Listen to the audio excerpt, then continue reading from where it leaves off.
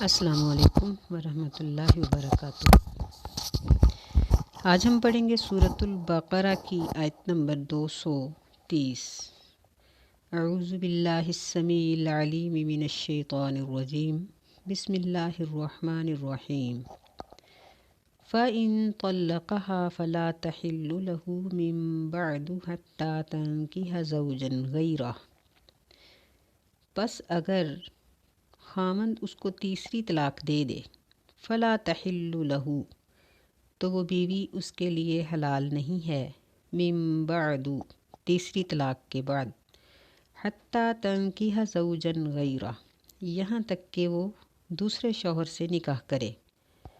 فَإِن طَلَّقَهَا فَلَا جُنَاحَ عَلَيْهِمَا أَن يَتَرَاجَعَا إِن ظَنَّا أَن يُقِيمَا حُدُودَ اللَّهِ، پس اگر دوسرا شوہر بھی اس کو طلاق دے دے، فلا جناح علیہما، تو ان دونوں پر اس بات میں کوئی گناہ نہیں، ان یتراجعا، یہ کہ وہ آپس میں رجوع کر لیں، ان ظنا ان یقیما حدود اللہ، اگر وہ یہ گمان رکھتے ہیں کہ وہ قائم رکھ سکیں گے دونوں اللہ کی حدوں کو۔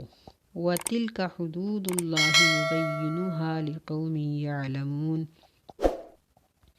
اور یہ اللہ کی حدیں ہیں، اللہ اس کو بیان کرتا ہے ایسی قوم کے لیے جو علم رکھتے ہیں، جو جاننا چاہتے ہیں، جانتے ہیں، جاننے کی کوشش کرتے ہیں۔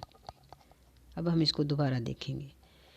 فَإِن طَلَّقَهَا، اس سے پہلی آیت میں اللہ رب العزت نے یہ لفظ استعمال فرمایا، الطلاق مرتان، یعنی طلاق رجعی دو ہوتی ہیں، تو ان دو طلاقوں کے بعد اگر پھر شوہر نے طلاق دے دی تو یہ تیسری طلاق ہے۔ فرمایا فلا تحل لہ من بعد، تو وہ عورت اس شوہر کے لیے اس طلاق کے فوراً بعد حلال نہیں رہتی، یعنی فوراً ہی اس کی حرمت قائم ہو گئی۔ یہاں وضاحت اسی طرح ہے جس طرح پہلے یہ بات ہو چکی ہے کہ پہلی طلاق کے بعد، دوسری طلاق کے بعد میاں بیوی دونوں کو رجوع کا حق ہے۔ اگر وہ دوران عدت رجوع کریں گے تو ان کے اوپر کوئی کفارہ نہیں، صرف 2 گواہ بنانے پڑیں گے، اور اگر عدت کے ختم ہونے کے بعد رجوع کریں گے تو کر سکتے ہیں، لیکن نئے سرے سے نکاح ہوگا اور مہر بھی نیا ہوگا اور گواہ بنائے جائیں گے۔ ان تینوں طلاقوں کے درمیان مدت تھوڑی بھی ہو سکتی ہے، بہت زیادہ بھی۔ اگر کوئی شخص 1 منٹ کے وقفے سے طلاق دے دے تو وہ بھی تیسری طلاق ہی ہوگی۔ اگر کوئی 100 سال کے بعد دے مثال کے طور پر، تو وہ بھی اس کی تیسری ہی طلاق ہوگی۔ یعنی مرد کو یہ حق زندگی میں صرف 3 مرتبہ استعمال کرنے کی اللہ تعالیٰ نے اجازت دی ہے، اور یہ عورت کے اوپر ایک بہت بڑا احسان ہے، کیونکہ اہل جاہلیت 100 مرتبہ طلاق دے دیا کرتے تھے، بلکہ بعض لوگ ساری زندگی بھی عورت کو لٹکائے رکھتے تھے۔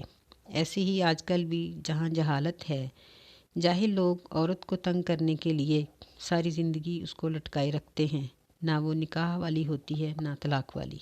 اللہ تعالیٰ نے ایسا کرنے سے سختی کے ساتھ منع کیا ہے۔ احادیث میں بھی ایسے مردوں کو بہت بدترین قرار دیا ہے جو عورتوں کو تنگ کرتے ہیں۔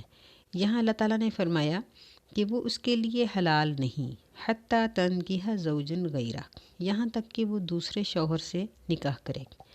یعنی اس آیت میں پہلا مسئلہ یہ معلوم ہوا کہ عورت کی تیسری طلاق طلاق بتہ یا طلاق لازمی کہلاتی ہے، اس کے بعد رجوع کی گنجائش نہیں۔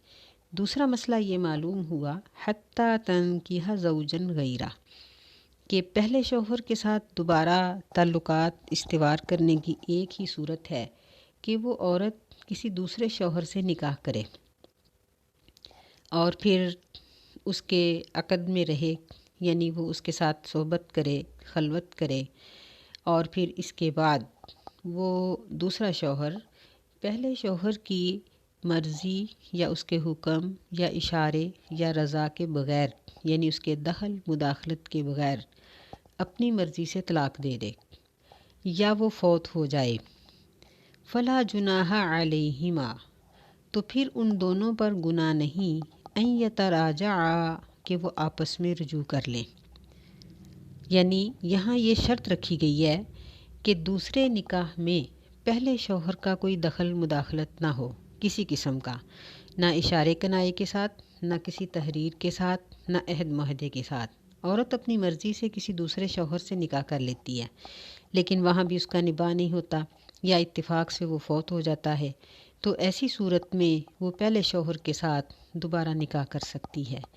اس آیت میں تیسرا جو مسئلہ ہے وہ یہ معلوم ہوا کہ ان ظنا ان یقیما حدود اللہ، کہ اگر وہ دونوں یہ گمان کرتے ہوں کہ وہ اللہ کی حدوں کو قائم رکھ سکیں گے تو پھر نکاح کریں، ورنہ نہیں۔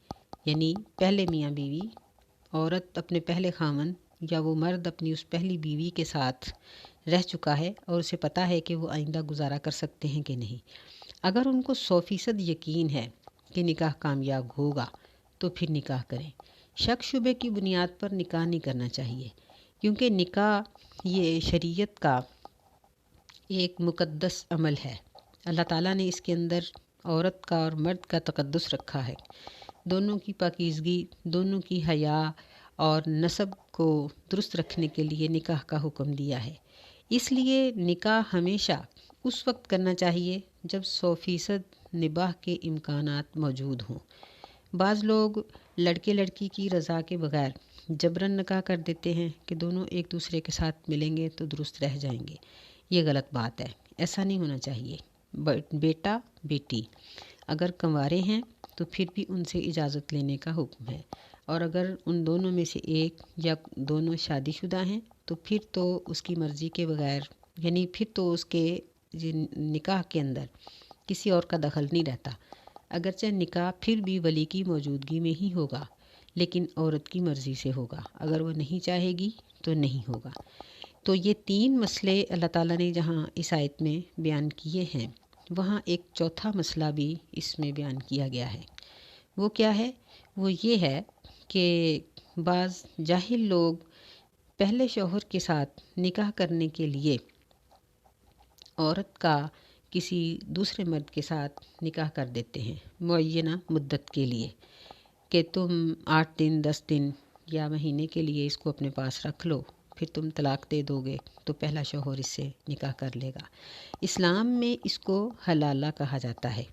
یہ ایک خود ساختہ نام ہے کہ ان لوگوں نے بیوی کو پہلے شوہر کے لیے حلال کرنے کے لیے دوسرے شوہر کے پاس اس کو بھیجا اور پھر اس سے چھین کر اپنے پاس رکھ لیا۔